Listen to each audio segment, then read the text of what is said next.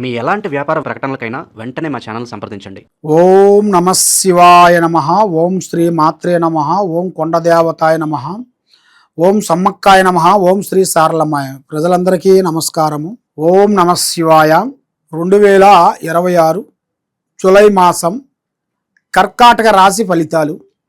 మరి ఈ కర్కాటక రాశిలో ఉండవలసిన వాళ్ళందరికీ అదృష్ట బలము, జీవిత బలము, స్థాన బలము, పూజ బలము. అయితే వీళ్ళు దైవ భక్తి అనేది ఎక్కువగా ఆలోచన చేస్తుంటారు, దైవ అనుగ్రహాన్ని ఎక్కువగా పొందుతుంటారు. కానీ ఏ దైవాన్ని వీళ్ళు పూజించినా, ఎవరిని ఆలోచించినా కూడా చేతికారికి వస్తుంటుంది, నోటికి అందుకోకుండా పోతుంటుంది.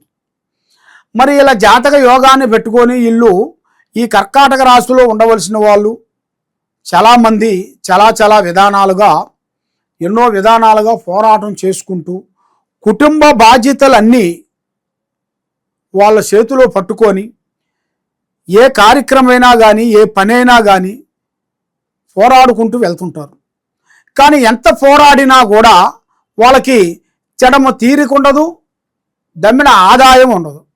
ఎంత సంపాదించినా కూడా తినేదానికి భోజనం మందం దానికి పోతుంటుంది. మరి ఏ కార్యక్రమం చేసినా, ఎక్కడికి పోయినా కూడా ఏదో ఒక సమస్య అనేది కొంచెం వెంటాడుతుంటుంది. మరి లక్ష్మమ్మోరు అనేది వీళ్ళ చేతిలో ఎక్కువగా నిలబడదు. వీళ్ళ మీద 2 గ్రహాలు ఘోషిస్తున్నాయి. ఒకటి రావు, ఒకటి కేతువ. 2 గ్రహాలు వీళ్ళని మనశ్శాంతి లేకుండా చేస్తున్నాయి. మరి ఏ కార్యక్రమం చేయాలనుకున్నా, ఏ పనికి పోదాం అనుకున్నా కూడా ఆ కార్యక్రమాల్లో చేతికాడికి వస్తుంది కానీ నోటికి అందుకోకుండా పోతుంటుంది. మరి ప్రజల్లో కూడా చాలా వరకు నరదిష్టి ప్రభావం ఎక్కువగా కనబడుతుంటుంది. కానీ వీళ్ళు ఉండా లేకపోయినా కూడా ఫస్ట్ నుంచి ఇప్పటి వరకు ఒకే లెవెల్లో ఉంటారు. ఇవాళ ఉన్నది ఇవాళ లేదు అంటూ బాధపడే మనస్తత్వం కలిగిన వాళ్ళు కాదు. ఏదైనా యథార్థంగా మాట్లాడతారు, ఏ విషయమైనా కూడా ఓపెన్గా ఉంటారు. కాబట్టి మెయిన్గా వీళ్ళకి బంధుమిత్రులు కానీ, స్నేహితులు కానీ, కొంతమంది బంధుమిత్రులే వీళ్ళకి విరోధాలు అయిపోయి వాళ్ళ నుంచి వీళ్ళకి కొంత సమస్యలతో కొంచెం దూరం అయ్యే మార్గాలు కొన్ని కనబడుతున్నాయి. మరి ఎంతమందినో బంధువుల్ని, స్నేహితుల్ని కాపాడుకుంటూ, కుటుంబాన్ని కాపాడుకుంటూ ఇంతవరకు మీరు వస్తున్నారు. కానీ మీరు ఏది చేసినా కూడా వాళ్ళకి, మీరు చేసేది వాళ్ళకి నచ్చకోకుండా, మీరు చేసే పనులలో మీరు మంచి పని చేసినా కూడా మీరు చెడు చేస్తున్నారని జనాలు కూడా వాళ్ళందరికీ మీ గురించి చెడుగా చెప్పి, మీ గురించి అంత బ్యాడ్ నేమ్గా ఏర్పాటు చేసేసి లేనిపోయిన సమస్యలతో కొంత విరికిస్తుంటారు. కాబట్టి పడ్డవాడు చెడ్డవాడు కాదు. కాబట్టి నీ టైం బాగోక నువ్వు పడ్డావు కాబట్టి మళ్ళా భగవంతుడు అనేది ఎప్పటికైనా, ఏ టయానికైనా, ఏ నిమిషానికైనా మీకు హెల్ప్ చేస్తాడు. కాబట్టి మీరు చేయని కొన్ని పనులు ఆ భగవంతుడి మీద అనేది మీరు భారం వదిలేయాలి. కానీ మెయిన్గా ప్రజల్ని నమ్మకుండా ఆ భగవంతుడిని నమ్ముకోవాలి.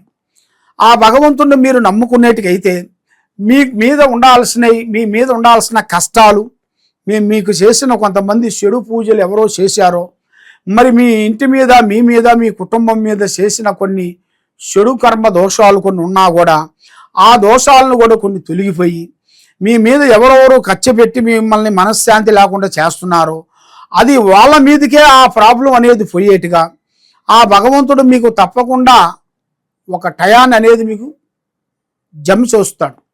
తప్పకుండా ఆ టైం అనేది మిమ్మల్ని ముందుకు తేవాల్సిన యోగం కూడా దగ్గరికి వస్తుంది. తొందరపాటు వల్ల ఎన్నో నష్టాలు, ఎన్నో ఇబ్బందులు, లేనిపోయిన సమస్యలు కొన్ని వెంటాడుతూ ఉన్నాయి. మరి ఎంత వెంటాడినా కూడా మీకు కలిసి రాకోకుండా, చేతికాడికి వచ్చింది చేయి జారిపోవటం, మనశ్శాంతి లేకోకుండా ఉండటం, మానసికమైన ఒత్తిళ్ళు, పండుకుంటే నిద్ర పట్టదు, పిచ్చి ఆలోచనలు, మరి ఏది అనుకున్నా వీళ్ళకి సక్సెస్గా ఉండకూడదు, ప్రజలలో దిష్టి, మరి ఇంట్లో అన్నదమ్ముల మధ్య కానీ, అక్కజల్లిళ్ళ మధ్య కానీ, కుటుంబంలో ఉండవలసిన వాళ్ళ మధ్య కానీ కొంత లేనిపోయిన సమస్యలు ఎదురవుతుంటాయి. వాళ్ళు మీ మీదకి లేనిపోయిన కొన్ని సృష్టిస్తుంటారు.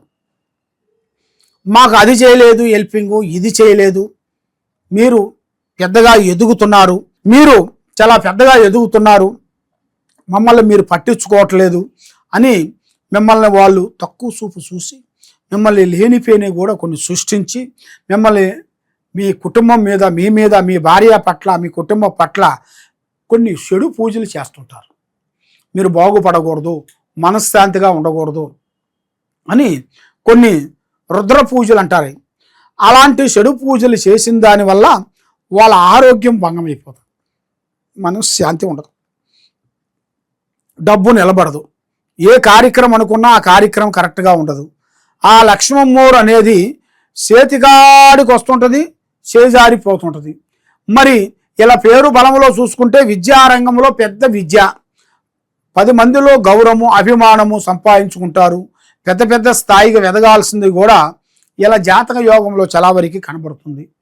మరి ఇప్పుడు ఏ కార్యక్రమం చేయాలనుకున్నా ఎటు పోదాం అనుకున్నా కూడా మనసు ఒక రకంగా లేని దానివల్ల వీళ్ళకి కూర్చుంటే కుందేలు బుద్ధి, లేస్తే లేడు బుద్ధి, పండుకుంటే పాము బుద్ధి, 3 బుద్ధులు 6 గుణాలుగా కనబడుతుంటాయి. ఏ కార్యక్రమం చేయాలన్నా కూడా ధైర్యంగా చేయలేకపోతుంటారు.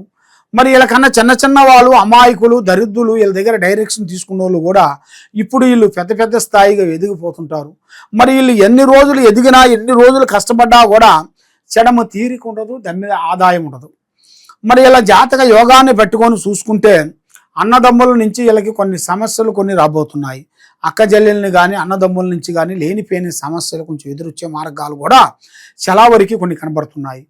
మరి ఇలా జాతక యోగాన్ని పెట్టుకొని చూసుకుంటే ఎక్కువగా ఫ్రెండ్షిప్ అనేది ఎక్కువగా చేయకూడదు. దోస్తానం నుంచి ఇలా కొన్ని సమస్యలు కొన్ని రాబోతున్నాయి.